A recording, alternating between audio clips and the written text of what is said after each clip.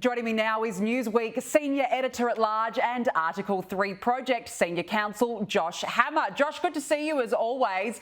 Let's start with reports in the New York Post that operatives at the very highest level of the Democrat Party actually threatened Joe Biden with forcibly removing him from office unless he stepped down. It says the well-orchestrated coup to stop Biden seeking re-election has been in place for weeks, but the stubborn president fought against it at every step of the way. Josh, my question would be, well, if you knew this guy was mentally incompetent for so long, why wait until the 11th hour then to give him the boot? That is showing complete contempt for America. What do you think? Yeah, I think contempt for America would be, if anything, a polite or charitable way to put it. I mean, when you look at what the Democrat media complex here in America has done for the better part of this entire presidency, they have lied through their freaking teeth. You know, those of us like myself have been saying for years now that the president of the United States is clearly physically and mentally not with the program. Just this morning, I saw a very lengthy article in the Wall Street Journal reporting that apparently the last time that Joe Biden actually briefed Democrats on Capitol Hill was October 2021.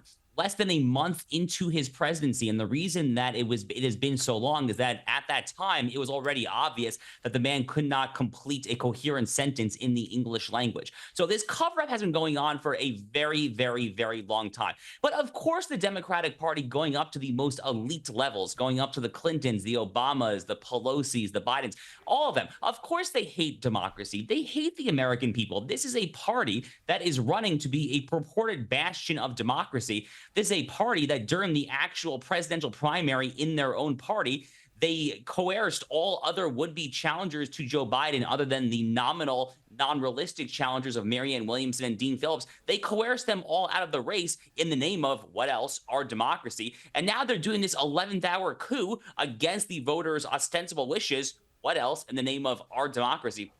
The whole thing stinks to high heaven. It is loathsome.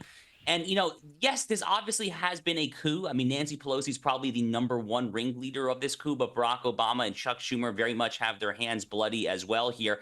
I think it's going to backfire on the Democrats. I really do. I think that it would have been better even for them to limp across the finish line with Joe from Scranton rather than to put up this DEI far left senator from California to try to win Wisconsin, Michigan, Pennsylvania. Good luck with that one. Yeah, all the best to them because it's not looking good already. Now, a missing persons alert has been rescinded for Joe Biden. He's not dead, apparently. He's alive after calling into his former campaign's headquarters to vouch for his chosen successor, Kamala Harris, and a warning, this is a total cringe fest. Joe, are you watching? You hear this clapping? Can you see it? I'm watching. I'm watching. I knew it. Honestly, I can't deal. And before we know it, Kamala then tossed him into the bin and put him on hold. So, Joe, I'm going to recognize some of the electeds who are here, and then I'm going to get back to you. Hold on a second. Way too much, Joe, for one day. But Joe still gets his revenge. He's not going anywhere. Keep me out of people's hair for the next 3 or 4 days. But I'm going to be on the road, and I'm not going anywhere. Josh, old Joe is hanging on for dear life by the sounds of that slurred voice. I mean, how cringe can this party get, seriously? Where is he? I mean, where is the president of the United States? I mean, what has happened to him? I mean, did he have a stroke? Did he have a brain aneurysm? I mean, is he on hospice care? Is he on life support? I mean, the American people deserve to know. I mean, what has happened here over the past 36 to 48 hours, I'm pretty sure, I'm a student of American history, this is pretty unprecedented in our history. To not only to not run for re-election, yes, there is some precedent for that. It has not been done since Lyndon Johnson read the room in 1968. He saw his unpopularity in the Vietnam War. He decided not to run. But in the modern era, in the digital era, the era of mass television, it has not been done, again, since 1968. So for him to do this via tweet, you know, I saw some wag on Twitter basically say that this is the equivalent of dating your boyfriend or girlfriend for like 5 or 6 years and then breaking up over text message. Sorry, honey. Sorry, it didn't work out. Good luck on the next one. No, be a man. Have a conversation. In this case, have a conversation with the American people. Get your butt there to the Oval Office. Get on NBC, CBS, ABC, primetime news and explain why it is that you apparently feel that you are not capable of running for re-election.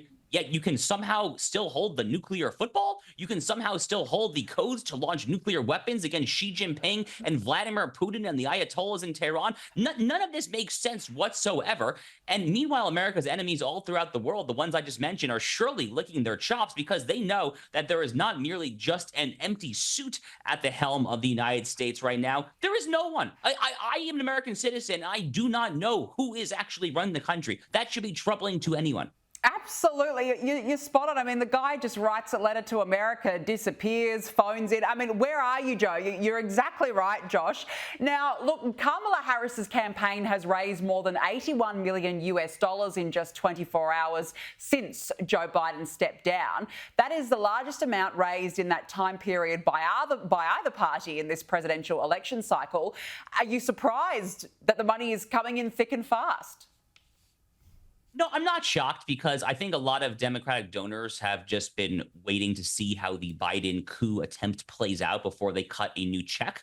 You know, America's campaign finance legal regime is actually very complicated. Ironically, Democrats are mostly to blame for that because they are the ones who have constantly been seeking to add new onerous restrictions when it comes to campaign finance law. But to kind of cut to the chase here, there are serious legal questions in our U.S. code as to whether or not the money can simply transfer from Biden to Harris. So I have to imagine that there were any number of large Democratic donors, kind of the Trump derangement syndrome crowd, who were probably waiting to see how that played out before they went back to their checkbook.